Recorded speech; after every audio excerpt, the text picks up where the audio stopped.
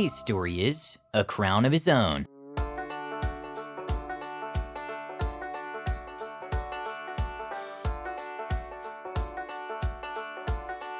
When Larry was called off to new opportunities, Sunrise Farm suddenly found itself without its prized rooster.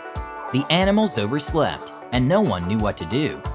"Not to worry," soothed Farmer Jay.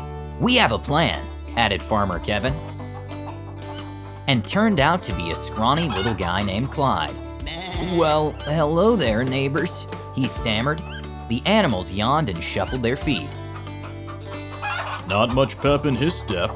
Uh-oh, he's certainly no Larry. Roberta was nothing if not a motherly goose. After taking a gander at Clyde, she took him under her wing. "Welcome," she chirped. "I'm Roberta." "Hello," he replied shyly. "Don't worry about the others. They just miss Larry," she assured him.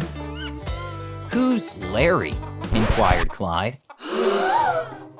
"Only the best rooster ever." "Take it straight from my mouth. He was more than that." "He was a genius." The animal's words left Clyde in a state of speechless distress. There now, Clyde," Roberta began. "Larry wasn't a genius. He just made quite a show of it." "A show, huh?" Clyde mused. "Thanks, Rudy. You're the best." "It's Roberta," she sighed.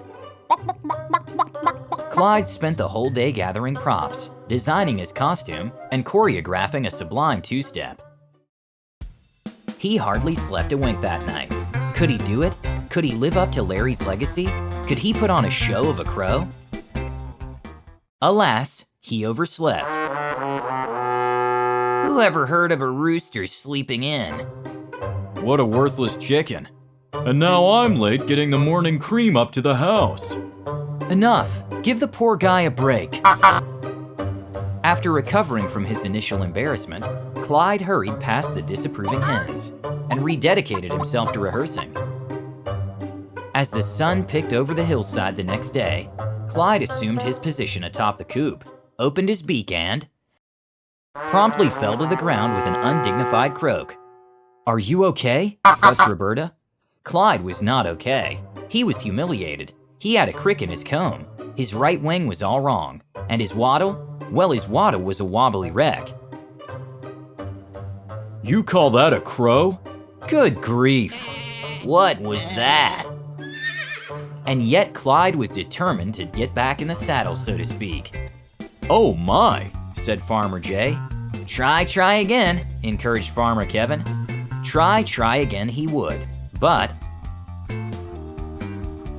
adding a dramatic aerial entrance didn't work out so well the next morning. As the animals trudged away, disgruntled and dismayed, Roberta stayed behind with Clyde. "It's taking all my horsepower not to say something foul about that bird. I think my milk is utterly curdled." Let's go count ourselves back to sleep. I'll never be a showman like Larry, lamented Clyde. Even though she was a goose, Roberta clucked with pity. Oh, Clyde, she implored. Forget about Larry. Just crow your own crow. Crow your own crow? He sniffed. What about the show? No lights? No costumes? Definitely forget about those, Roberta advised. Even the mustache? Clyde asked. Save it for special occasions, she answered. Would you listen to me practice? I'd be honored.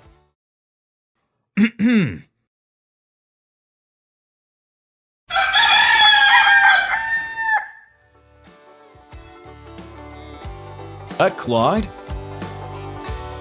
It's not so much like crowing, but crooning. With a little warble at the beginning, and a crescendo at the doodle, and oh, that raspy growl in the middle of the do. Enough to give you goosebumps, exclaimed Roberta. And with that, Clyde took a deep breath, gave a shake of his comb, and called out another crow of his own. I knew you could do it, Clyde.